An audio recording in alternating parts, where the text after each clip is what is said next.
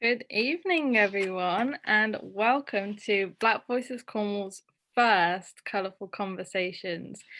Now, today our topic is all about being mixed race, being dual heritage, multi-heritage, having these different backgrounds. First of all, I'll introduce myself. I'm Abby Hutchinson. I'm the Cultural Director at Black Voices Cornwall. Cornwall has been my home for 5 years now, and I'm absolutely loving it. And I recently graduated from University of the Arts London also, and now I am working with Black Voices Cornwall and just loving it. So that's a bit about me, and I'll just talk to you all a bit about mixed race in general, and then we'll introduce our panel. So we all know that in this day and age, there is an absolute wide variety of people, races in this day and age. So, and it's now more than ever, isn't it? So we are really pleased to be able to showcase such a wide variety of people, even in Cornwall being 98.2% white population. That was according to the 2011 census. So we are privileged to have such a wide variety of people and being able to celebrate them and being welcomed here in Cornwall. So thank you all for joining us, and now let's hand over to our panel. So we will just, if you guys could just tell the audience a bit about yourself, what your mix is, what your background is, and how you racially identify. Let's start with Chloe. My name's Chloe Paglow. I am Cornish born, so born in Truro 27 years ago. My parents moved here a few years before that from London. My mix is that my mother, she is half Ghanaian and half Maltese from Malta, but within that sort of general Southern European heritage. And then my father is white American, but also with Western and Eastern European heritage. There's even some Native American in my ancestry, which my cousin found out. So I am probably one of the truer definitions of mixed race. And that's definitely why I tend to use mixed race to identify, just because biracial or sort of dual race just doesn't really encompass all of the different aspects of my identity. So I grew up in Falmouth in schools where I was predominantly one of the only people of colour. And then I moved to Liverpool for my university education, and I studied chemistry. So went into a very white field, science, technology and engineering, obviously not very accessible to people of colour. And even I remember my mum saying at my graduation, where are all of the black students? So that sort of identity and feeling singled out sort of continued even when I moved to a much more multiracial city. I then returned to Cornwall, did lots of travelling, and am now living in Leeds, where I work in education. And yeah, also, as is Abby, I'm a member of the Black Voices Cornwall committee, very committed to anti-racism in Cornwall, the place that I will always identify as my home. And yeah, that's sort of me summed up, I guess. I've still got a lot to learn and a long way to go. Yeah, thanks for that, Chloe. Let's move over to Ivan. Welcome. You're on mute. Oh, there we go. Yeah. My name's Ivan Clark, and I don't know how to use Zoom. So, right. So, my name's Ivan. I've got just a little slideshow with some family photos and things. I thought I will share those with you because I think it's quite interesting, and I'll also share with you my my racial mix as well. So let's see if I can get this to work. Right. Can everyone see that? Hopefully.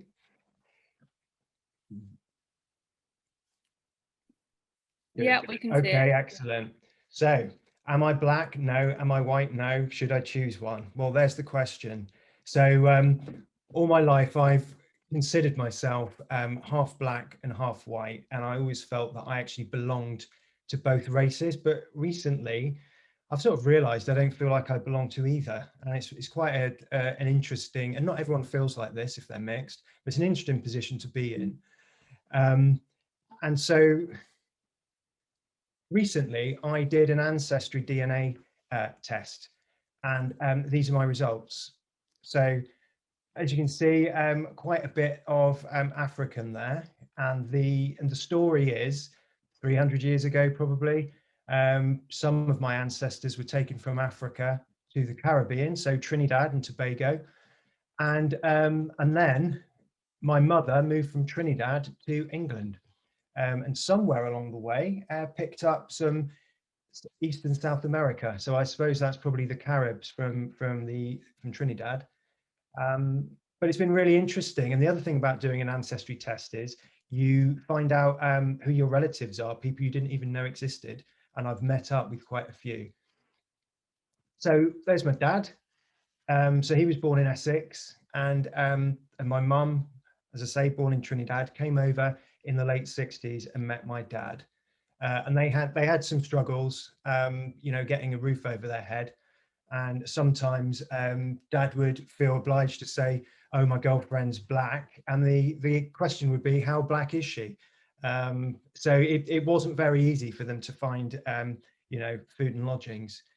But I did have a nice, fairly sheltered upbringing. I was sheltered from a lot of that hardship. This is my dad and me. And this is myself, my sister, and mum and dad. My sister's in the audience today. Hi, sis. Greer. And this is us outside our seafood stall in Essex, because that's where I grew up. However, in 1983, we made the decision to move to Praise and Beeble, which is a tiny village in West Cornwall. And actually, Praise in 1983 was more like 1953. And I'll explain what this slide means. Is Mr. T your uncle? So the type of racism I got was the stupid stuff. Like, do you know Michael Jackson? Is Mr. T your uncle's the classic one? And I was like, well, actually, I wish he was, but he's not. Never met him, unfortunately. And it would just be like, you know, touching your hair and sort of calling you exotic, that kind of stuff. Nothing too sinister. And actually, it was quite a nice upbringing in Cornwall. So here I am again with my sister. And I grew dreadlocks for two reasons. And it's written up there, looking for my black identity, but my mates had hair that blew in the wind. They all had long floppy hair. It took me 10 years to grow those dreads, by which point skinheads were back in fashion. So that's one of the downsides of growing dreadlocks. But I put this slide on just to remind myself that I actually had hair once. But it's all fallen off, unfortunately, but never mind. I bucked the family trend and I joined the police in 2001. And here I am with my dad and my daughter Maisie, bless her. And yeah, coming into policing in 2001, can I say that Devon and Cornwall Police weren't ready for me then? I'm pleased to say that having, you know, navigated that, you know, that organisation, moving to a leadership rank. I'm currently a temporary inspector working with the National Police Chiefs Council on the police plan of action for race and inclusion to combat the racial disparities. And that's really, really interesting work. And I'm really proud to have, you know, made it to a leadership position within the police. And it's a very interesting position because being half white and half black and being in the police makes me an insider and an outsider. And I'm in a unique position to sort of understand how that sort of intersectionality works. And this is what I do in my spare time. So that's my wife, Ella. And we are a band called Fox Grease. And being in the police, our songs have to be politically correct and wholesome. But what that actually does is it focuses our mind to concentrate on, you know, on really important subjects, really, and to get across a message that we want. So that's me. And I'm very pleased to meet you all. Thanks for that, Ivan. That was very in-depth and such a great aspect of your life. And Misri, feel free to introduce yourself. Hello, my name's Misri Day, and I identify as mixed heritage. I don't use the term race because I guess I work with the idea that race has been proven to not exist, that it's false, and that in fact it's used as a reason to oppress people. So I don't use that on the whole. I use it strategically sometimes because it's the right thing to say in a situation where people need to understand me. But in this situation, I would say I use the word mixed heritage. And my mix is Indian, Italian, and German. So my father was born in Calcutta in India, and my mum was born in Italy, but her heritage was Italian-German. Yeah, so my parents met in London. That's where I was born.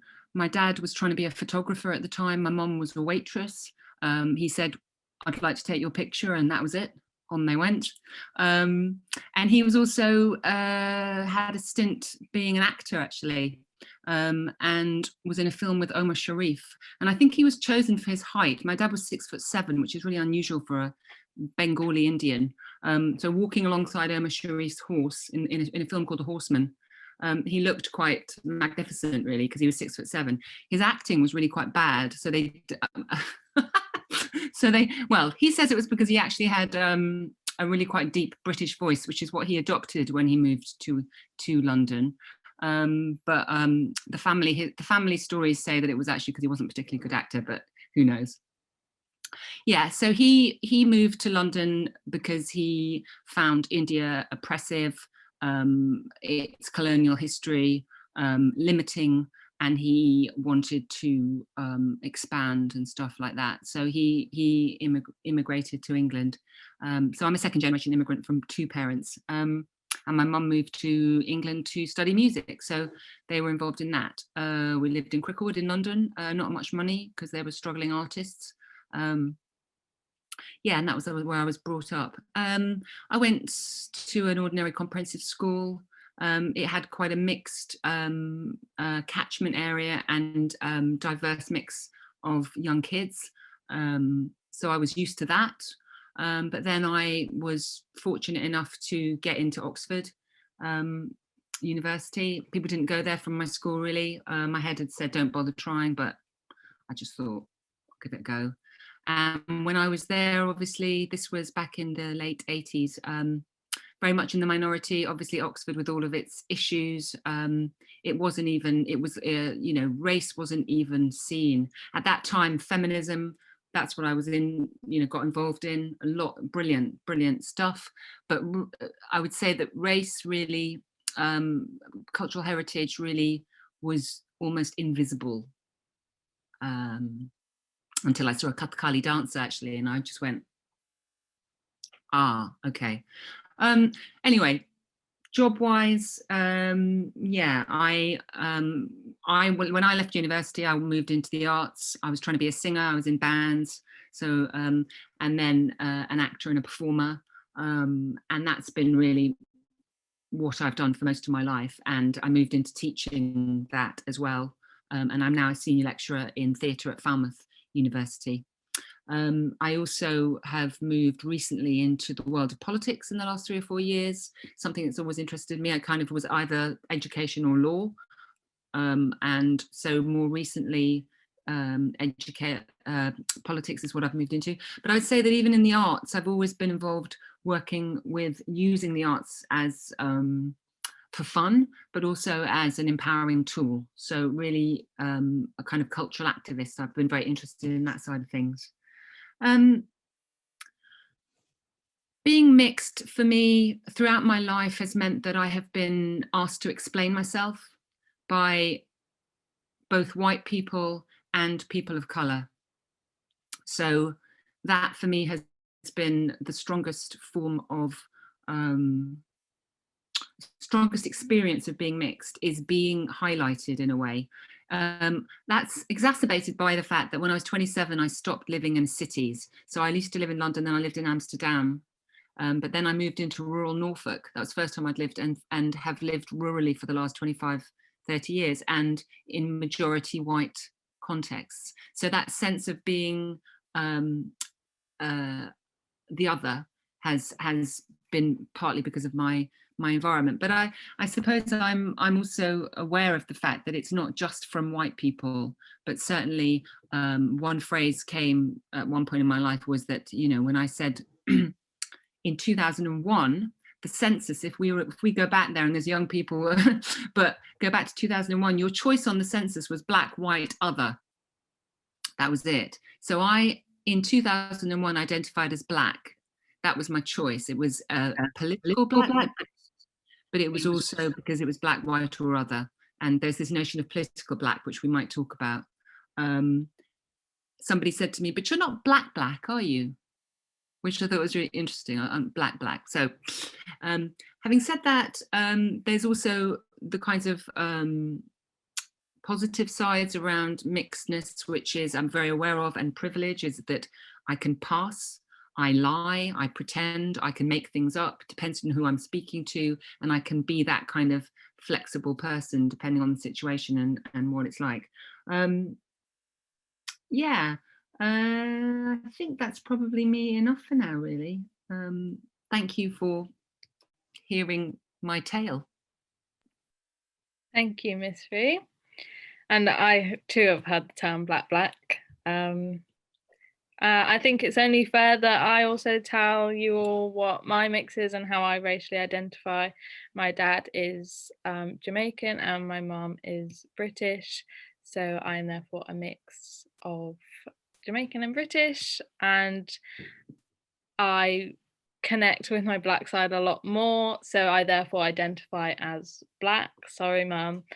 But yeah, that's me, and I'm proud to be black. So let's just get stuck into the conversation then. So I find it really interesting that people have so many like different views of skin color and how they perceive it. So I'm wondering what our panelists think about whether they feel empowered by the color of your skin, because as an example, I feel empowered to be a black woman, and looking at our history of this long line of, you know, the slave trade and segregation, etc. And I'm now here fighting for racism still 400 years later. I feel empowered to be here. So I'm wondering what you guys think in terms of whether you do feel empowered by the color of your skin. And I use empowered because it's an interesting word in terms of the fact that in society, white people hold the power, but we don't necessarily look white. So I'm going to go with Ivan first. Do you want to tell us your thoughts? Yeah, so really interesting point that. And actually, I used to identify as black, and then I started thinking about why some people choose a side. That's quite interesting, isn't it? So for instance, Bob Marley, his dad is a white Welshman, and I was like, when's the last time he sang a song about Wales? Maybe he didn't know his dad, but at the same time, I've never known him to kind of you know, talk about his white heritage. And for me, that's quite interesting because my dad's white. He's always been a part of my life. I've been brought up in a white area. I forget I've got color unless someone points it out, or unless I'm on a program like this. And actually, I don't know what it feels like to feel white, but most of the time working in a white organization, I just feel I am who I am. And actually, recently, I've started to think about sort of the privilege that I've had. And although I've not had white privilege, I've had the privilege of being brought up in a white environment. So I sound very English. So I would phone someone up and say, I'm going to take a statement from you. And when I turn up, they'd look surprised because I've got brown skin. It's really interesting kind of thing, you know, that so people just don't expect you to look the way you do. So I love being mixed because when I travel, I feel like I'm accepted by so many races, whether it be North African, Indian, you know, anyone with brown skin, I feel accepted, and that's a really lovely feeling. I also feel that being different has forced me to do a lot of personal work, and I've now got a really interesting outlook on the world, and I don't know what that would have been like if I'd just been, you know, if I'd just disappeared. So I feel now at my age, the grand old age of 46, that's a really good time to be mixed race in this country, because it's the fastest growing demographic, isn't it? And actually more and more people, and in fact, the more people that do a DNA test, the more people will realize there's no such thing as a pure race. So I think being mixed, I feel privileged to be mixed. Let's put it that way. That's how I feel. Yeah, that's great. Thank you. Chloe, what are your thoughts? Yeah, I think a lot of what Ivan just said sort of resonates, for sure.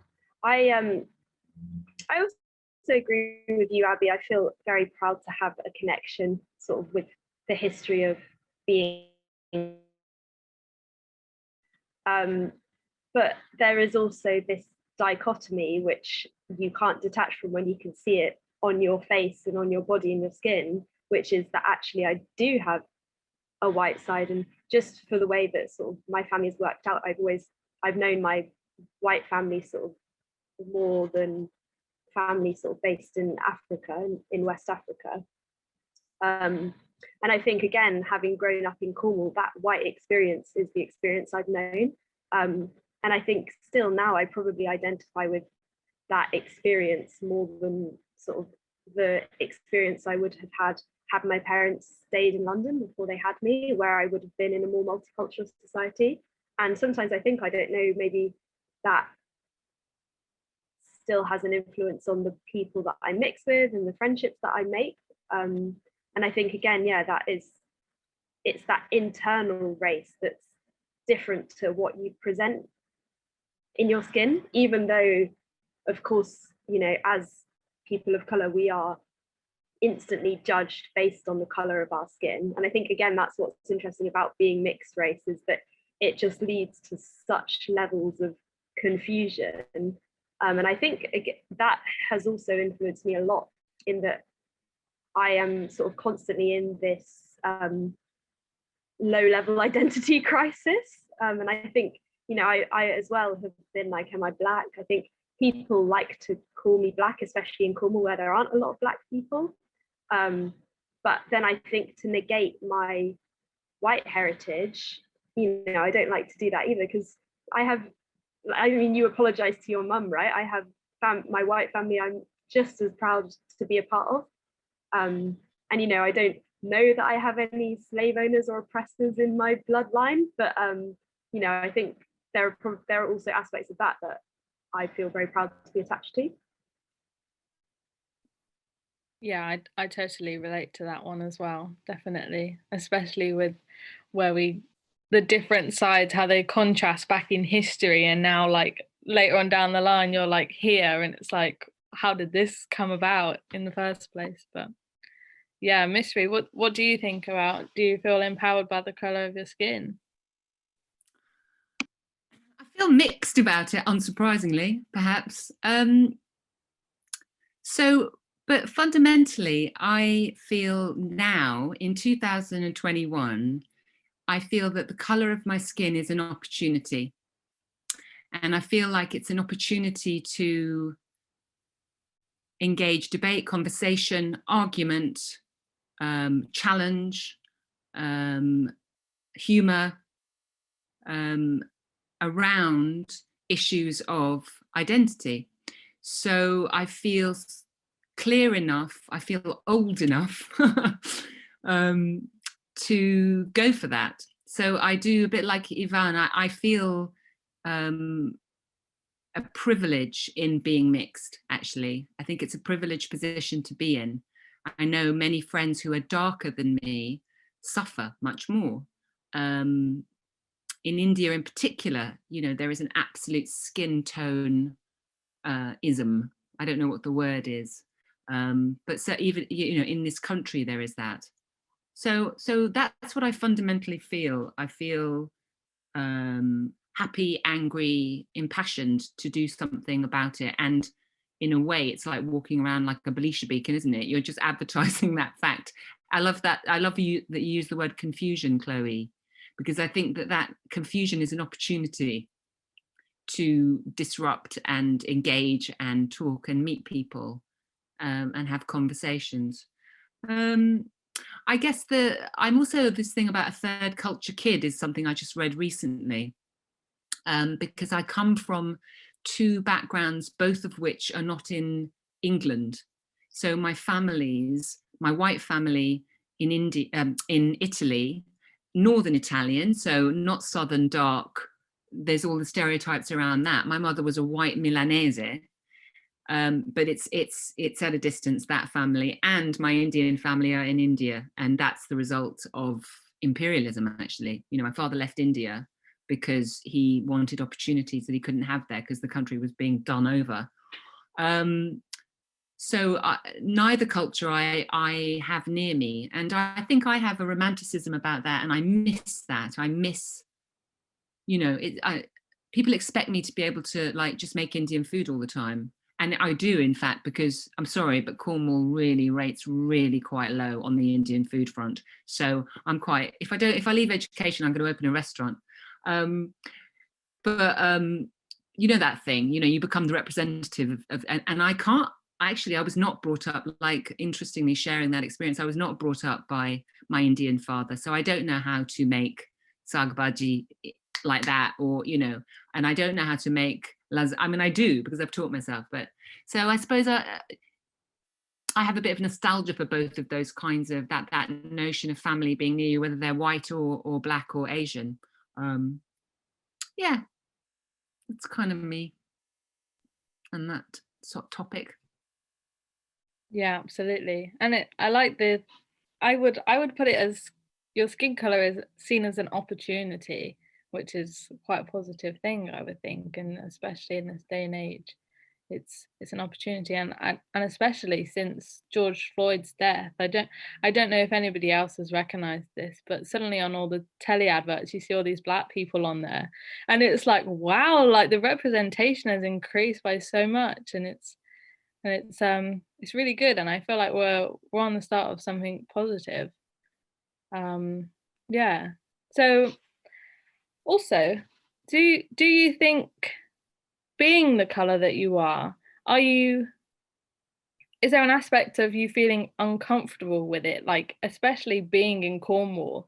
It's like I said earlier, 98.2% white population. It's probably definitely changed for when we had the census in March, but is there an aspect that makes you feel uncomfortable, like standing out from the crowd? Like, would you change your race if you could, living in Cornwall? I'll speak to that. So Yeah. I was having a conversation the other day actually about a group. So I've set up a sort of support group for people that feel different within the police, and we haven't had that for a while. And it's funny, I was talking about white privilege and what it means, and the fact actually white privilege is the absence of that racial burden, isn't it? That inconvenience. And if you've got it, you don't notice it. It's like money, I suppose. And one of the things that I was saying that I've had to deal with is whenever there's a terrorist attack, I would pray, and I'm being totally honest, I pray that it's a white person that's done it, right? Because if it isn't, people are going to be looking at me. And I used to have a beard as well. And people used to joke, oh, you look like a terrorist, etc., etc. And it's a really dangerous position to be in, because can you imagine if all of a sudden there was hate towards someone that people suspected of being a terrorist, and there I am walking down, the only brown skinned person in Cornwall. And it's just things like that, that if you haven't got brown skin, you will never have to worry about. You won't know what effect that has on you. You won't know how debilitating it is to have that sort of ball of stress when you walk into an environment and be yet again the only person of color. So, and it's like that in the police. Almost every meeting I go into, it's just that everybody's white. So that's kind of Would I change my race? Absolutely no, because I've already said I feel really privileged. And the other thing about being mixed is what a perfect position for us to be in to get that conversation going, because actually we're half in and half out, aren't we? We've got a foot in each camp. Whichever side we relate to, we are that middle ground. And I think that's where we need to be to really get these conversations going. Chloe, please come in.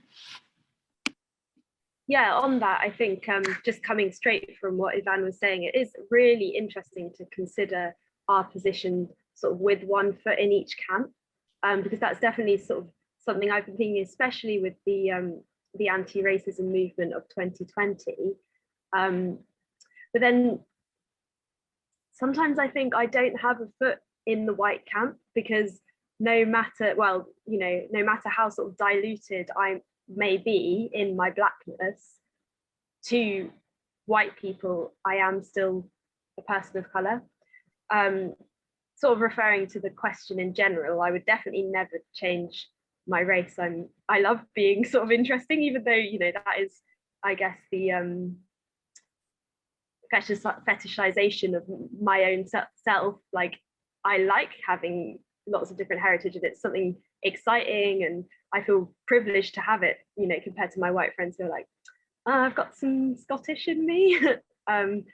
But I definitely think, and I wonder if you guys sort of feel this too, I feel it changing with the seasons, because, you know, right now in the middle of winter, my skin gets very, very light, and then I go very dark in the summer.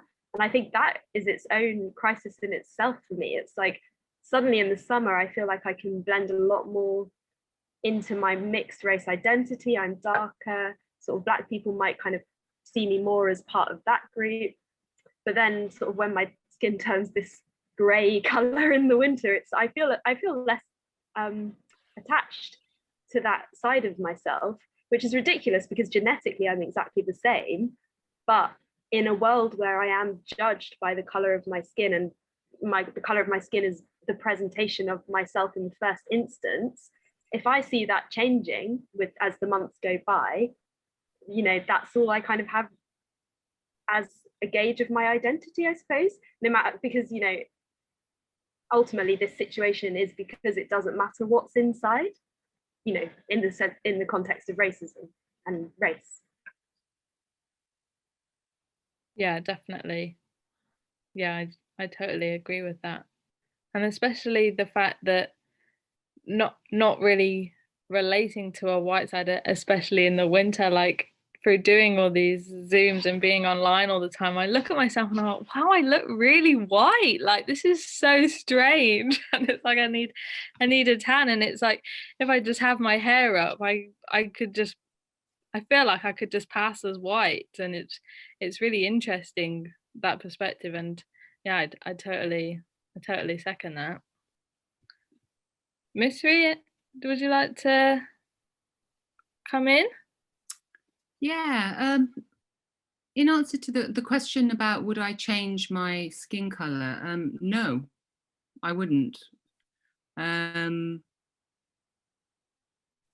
I'm also really aware of the privilege attached to mixedness, where in the past, in dangerous situations, I have passed as white, and I've needed to pass as white because I was scared of being targeted. So I think that changing of your skin color and changing of ability to change is also a position of a privilege, and it's important. I mean, it's part of racism and oppression, isn't it? So there's that. I think in terms of being in Cornwall, absolutely being the only. I work in a university situation. My curriculum and what I teach is absolutely jam-packed full of cultural activists who are Black, who are Asian, who are literary critical thinkers.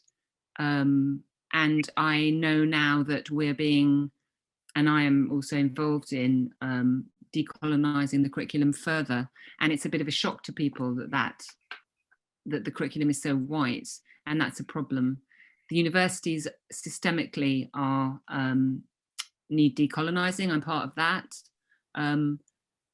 but it's one of those things that it's a catch-22 really, because I'm also a researcher, and I watch certain white male colleagues go up the ladder, whilst I'm representing diversity and spending time doing that. You know, there's an issue around being the only and therefore being the representative of everybody, and actually spending your time doing that. And meanwhile, other people spend their time climbing the greasy ladder, you know. So there's lots been written about that, you know.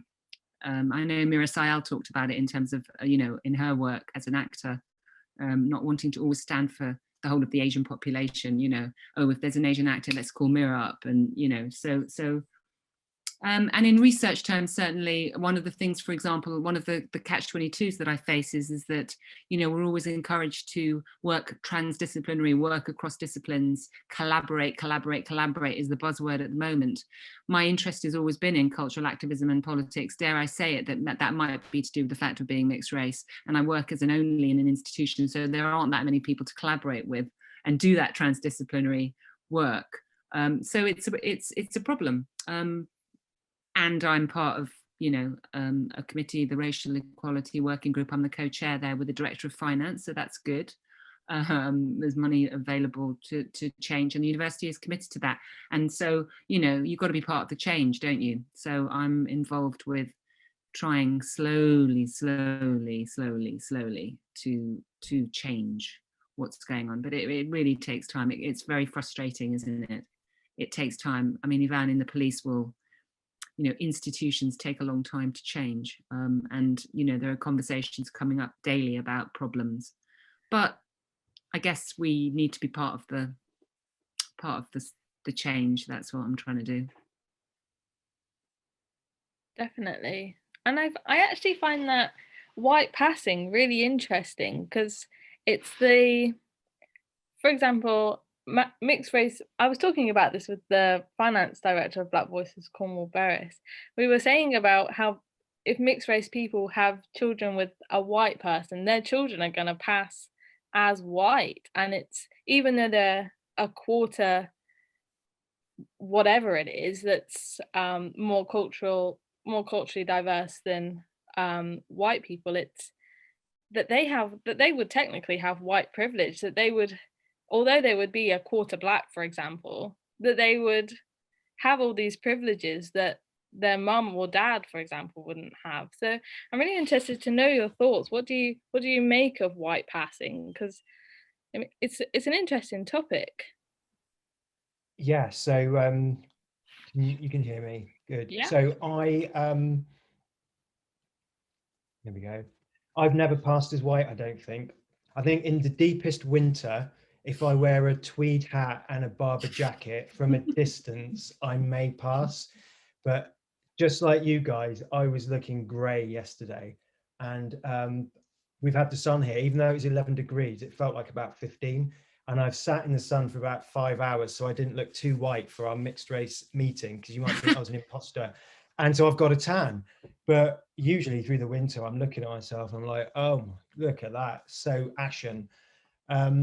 So I don't think I've ever passed as white, and certainly no one's ever told me I have. But one of the interesting conversations or experiences I've had is when I've gone over to Trinidad to meet my cousins, and there was a 7-year-old cousin's child, and we were on a little minibus, and she was counting white people, because it's a novelty. She's counting white people in this minibus, and I was one of them.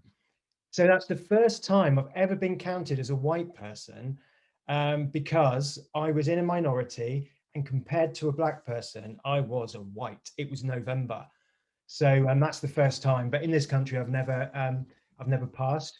I think it's really interesting passing as white, because I've met some people recently with this support group that I would, and I pride myself on being able to race people to work out what their racial mix is. And there were people in there that were like 20% Nigerian that I would have never guessed.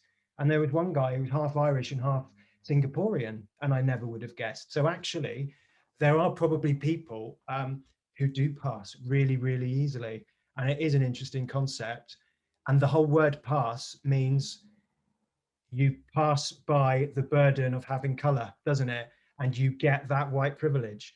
So it's a tool to use, because actually, let's face it, society is built, isn't it, upon, if you're white skinned, that's the norm, and that is the desired direction of travel for so many cultures all over the world. And it's interesting that we use that term white pass, because it means you can get away with being white even if you're not. But I don't think it's ever happened in this country for me. Yeah, that's really interesting. I never thought of it that way, that you pass having the struggles of being a person of color.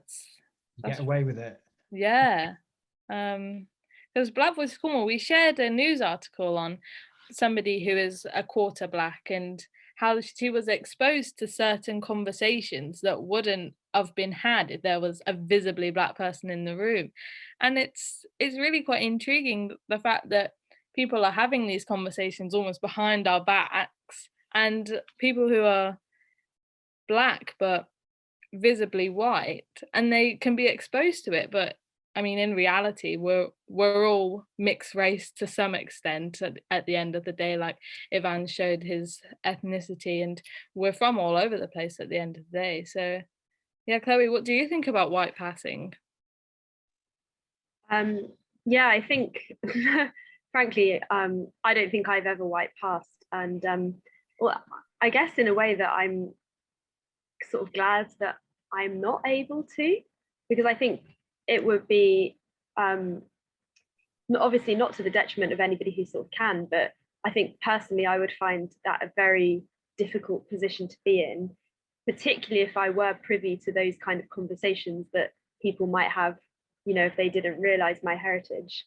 But I was reading sort of some Twitter threads the other day about a woman, I think she was like a small part Puerto Rican, and she got included sort of without her consent into a list of writers of color or something, and then she got targeted by other writers of color for being included on that list when she's white passing.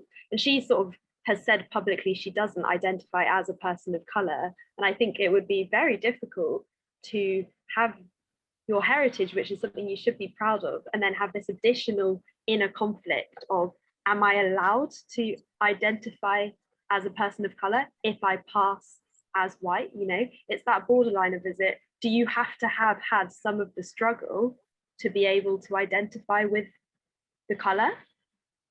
And yeah, I mean, I definitely have it. Partly, I know I have light-skinned privilege for sure.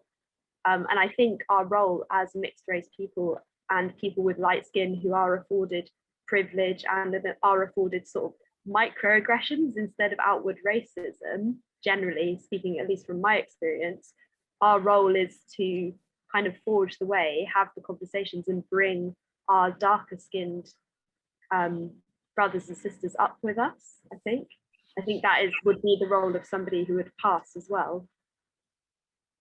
Yeah, definitely. And I think it's also the role for white people to take that allyship with us and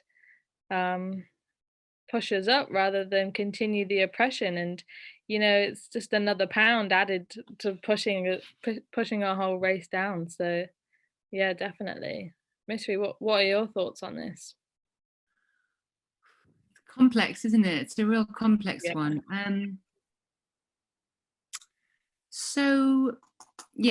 So lots of things really. When I was 6-7 years old, I remember being at school in Cricklewood, London, in the early 70s, and a bunch of kids going, "Oi, Paki, you're a Paki, aren't you?" And I remember really clearly going, no, I'm Italian. Okay. And the kind of incredible pain that is really, in terms of, apart from the word Paki, obviously, but that kind of hiding in whiteness. And it's a form of agency, isn't it, that I had as a child. And I would never say that that's not fair enough, because it completely is, obviously. On the other hand, so that's a form of passing as white, isn't it? On the other hand, I suppose I've had the flip experience about people thinking they have the right to tell me what I am. So people telling me that I'm white, usually white people, because anyone who's Bengali would see my eyebrows and recognize their own eyebrows in it. I think there's a Bengali eyebrow that we all see. So it's white people who tell me I'm white. And there's a kind of, they think that they have the right to that. So it's not a kind of a passing, it's about that agency thing. So there's that. And then I suppose I had the experience when I lived in Holland, in the Netherlands, of being called English because I spoke English. I'm not English, I'm British. I identify as British, Asian British. I was born here, second generation. Okay. And people look at you blankly like, what's the difference? Okay. So that experience of being, and also I suppose in the circles I was moving at, the kind of anarcho-punk scene, they were pretty suspicious of English people actually at the time. Fair enough. So there was that kind of not kind of slight aggression, if you like. Same in Scotland. I spent quite a lot of time in Scotland with my brother in Edinburgh at one time, and he was with a lot of Scottish people who, there's histories there, isn't there, with England and Scotland, and I spoke English, so people were identifying what I spoke as me. So that's kind of interesting, an interesting thing on it, take on it. Yeah, no, I don't think I've got much more to say about that, really. I mean, there's lots to say, isn't there? But it's a very, there's something about agency in it as well, and about, I do change what I say I am depending on the context I'm in, and I feel like I have the right to do that. It's not now, as an adult, it's not it can be fun. I can do it for, play, but it's also sometimes it, and this also intersects. It's all intersectional, isn't it? Because it's also about being a woman, isn't it? And it's about being, if you're worried and you're scared when you're walking down the street or whatever, whether that be in India or that be here. So it's kind of a complex thing that you pass. I mean, I've passed for a man sometimes in India because I was scared that somebody was going to try and jump me, But yeah, I've had an experience. I suppose my experience is a lot about being kind of being told that I'm certain things, certain white or Asian. Yeah.